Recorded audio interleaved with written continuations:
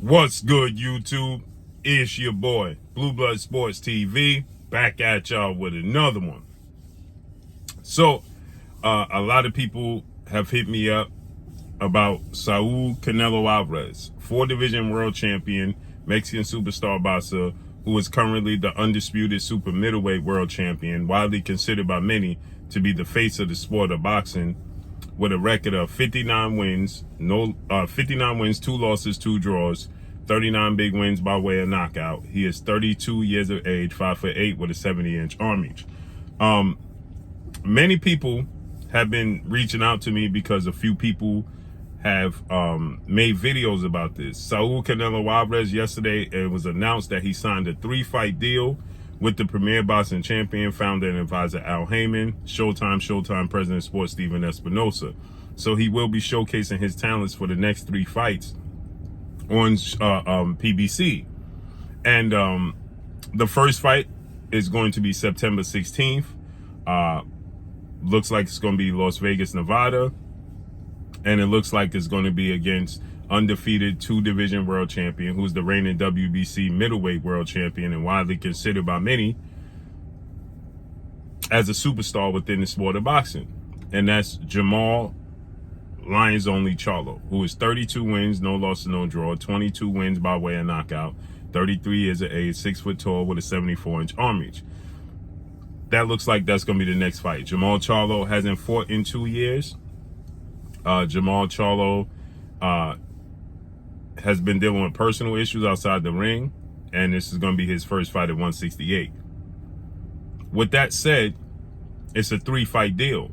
The fight everybody wanted to see Canelo Alvarez have was against undefeated 2-time WBC super middleweight world champion, Mexican Ecuadorian superstar boxer, the Mexican monster David Benavidez, who is 27 wins, no loss, no draw, 23 wins by way of knockout, 6'2" with a 75-inch arm reach, and coming off the biggest win in his career. He's active.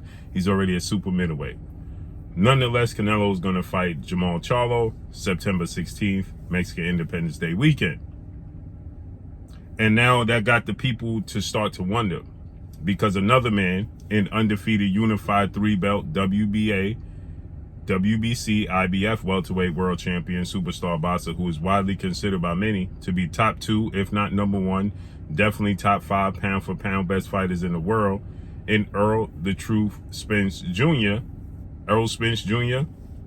is 28 wins, no loss, no draw, 22 big wins by way of knockout. He is 33 years of age, 5'9.5" with a 72-inch arm reach. Errol Spence, in an interview ahead of his highly anticipated mega super fight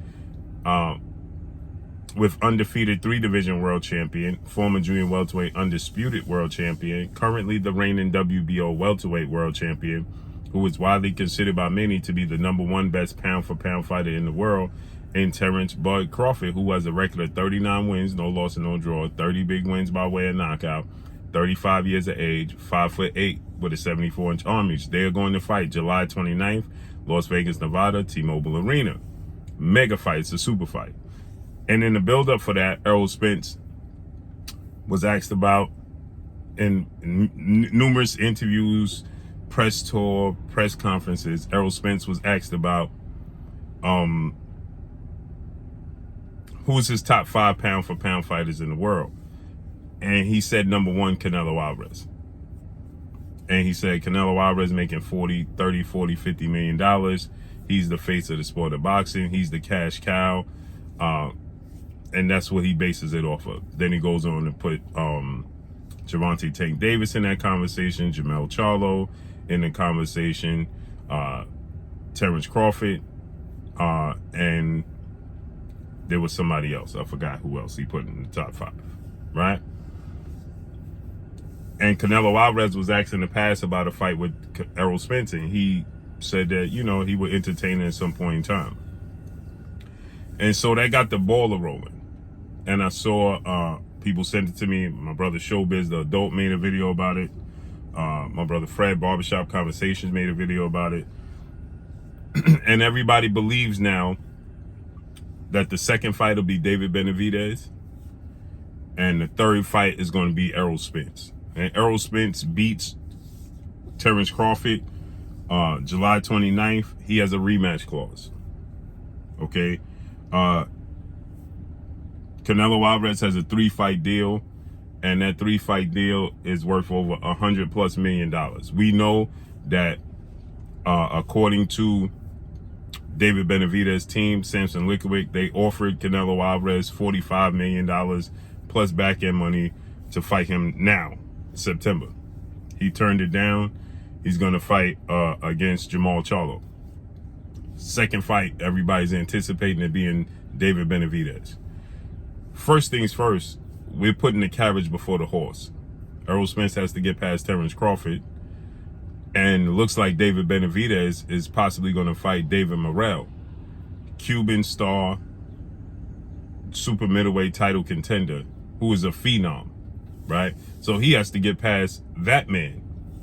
David Morrell looks like David Morrell is going to fight David Benavidez in October.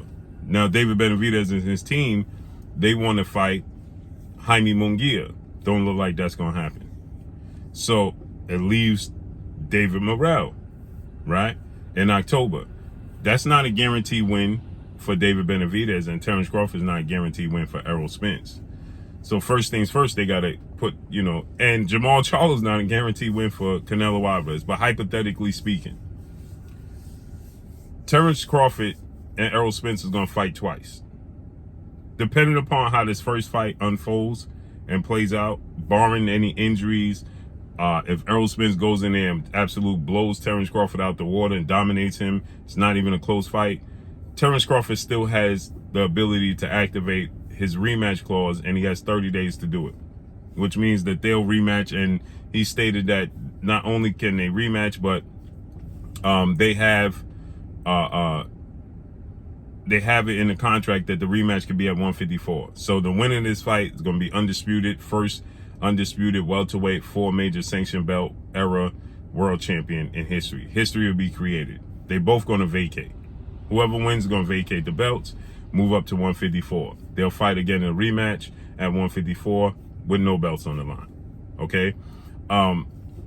So depending on the time frame, how quickly they could get a deal done, they're already negotiating. The winner of that fight will more than likely be looking ahead, but the loser is going to look to activate the rematch clause. So let's say he activates the rematch clause, the loser of the fight, whomever that may be. In this case, let's say it's Terrence Crawford, because everybody's talking about Errol Spence and Canelo Alvarez. He activates it. Maybe we can get the rematch in December. Okay, maybe we could get the rematch in December, right? We get the rematch in December. Hopefully, maybe it might not be till January, but we get the rematch in December, hypothetically speaking. Canelo Alvarez has 2 fights after that. He's going to fight in September. He might push the fight in December. He might not. Right? He might look to get this 3-fight deal over with as quick as possible. Let's say he fight in September. He could fight David Benavidez in December. He has done that. It's a mega fight. It's a possibility. He has done that. And it gives him advantage. Why? Because for the holidays, David Benavidez is a big 168-pounder. And holiday time, he's making David Benavidez sacrifice. And can't eat during the holidays and distracted by the holidays and, things of that nature, and make him fight in December. Take away his holidays. Can't enjoy himself. Have to strip himself down. Give him, a possibility of slipping up on Thanksgiving. You understand what I'm saying? That's a possibility. We know he's going to fight in May, and we know he's going to fight in September. But he could get this 3-fight deal over with extremely quick. He could fight Jamal Charlo in September if he wins, fight David Benavidez in December, he wins. Then he could have a mega super fight with Errol Spence in May. Now, let's say Errol Spence beats. Now, here's where the problem lies. Are they going to put 2 super fights on in December? If they rematch, put the rematch clause, Terrence Crawford, they rematch in December, Canelo's not going to fight in December, right? Okay. I know people are saying it'd be at a catchweight at 164, 165, right? So Errol Spence has 2 fights to satisfy. Is Errol Spence going to jump over 154? Again, it's a 3-fight deal. It depends on the time frame of Canelo Alvarez. How long is Canelo Alvarez planning this to allow? He could fight September, then wait and fight in May, and then wait and fight in September again. That will give Errol Spence time. Because Errol Spence could fight Terrence Crawford July. He could fight him again in December or January, rematch him. Don't have to worry about the time frame with Canelo Alvarez.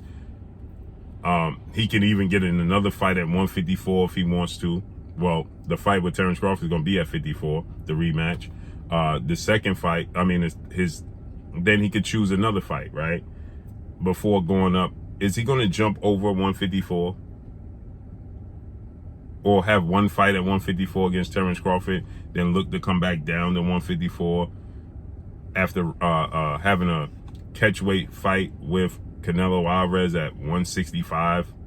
Is Canelo Alvarez going to agree to a 165 catchweight fight, 164-pound catchweight fight against Errol Spence? There's a lot to be desired when you say Errol Spence going to fight Canelo Alvarez in the 3rd fight. Because again, Canelo Alvarez has his sights set on fighting Dimitri Bivol. I don't know when that's ever going to happen. And there's no guarantee Canelo Alvarez, let's say he fights David Benavidez in the 2nd fight. He might lose to David Benavidez. So there's so many, we putting the carriage before the horse saying Errol Spence and Canelo Alvarez is the 3rd fight. It's just so much that has to happen. First of all, Errol Spence has to beat Terrence Crawford twice. That's no guarantee. He's 33. He'll be 34 by 2024, right? He wants to be a champion at 154, or is he planning on campaigning at 160?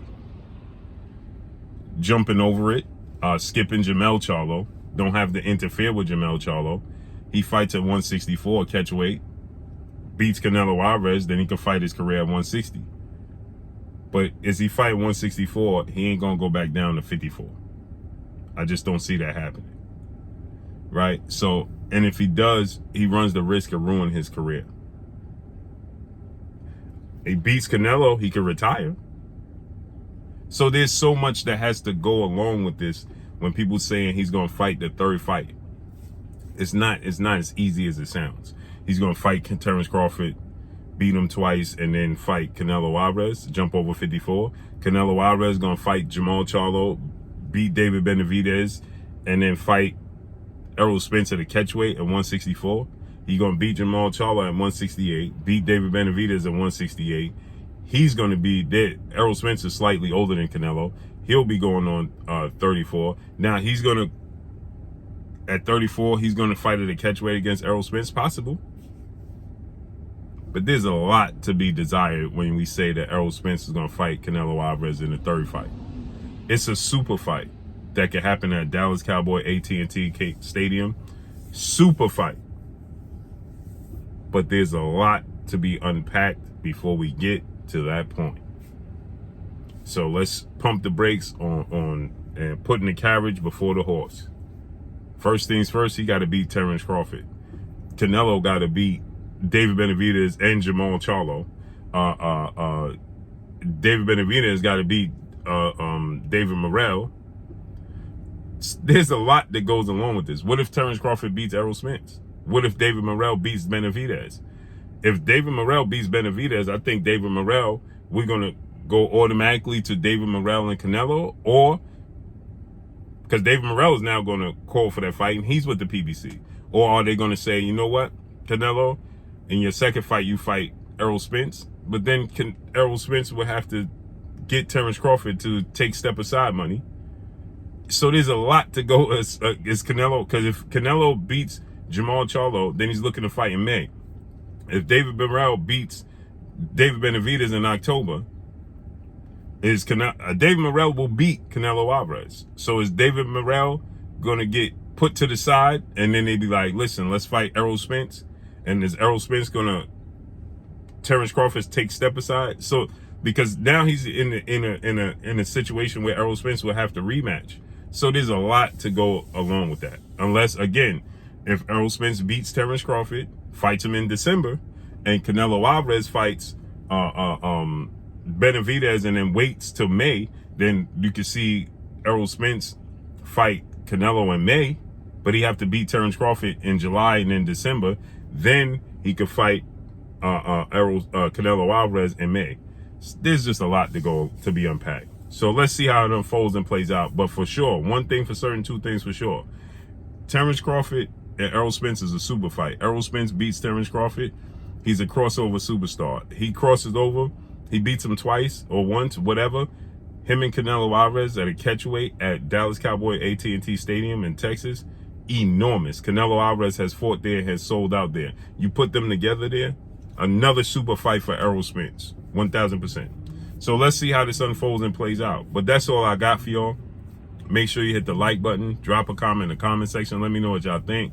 Y'all already know what it is. It's your boy Blue. Blue Blood Sports TV. Hate, like, comment, and subscribe. You haven't subscribed, hit the subscribe button, hit the like button, hit the bell icon to get all the new notification. Follow me on Instagram at Blue Blood Sports TV, all one word. Y'all already know what it is. Shout out to the entire LDBC.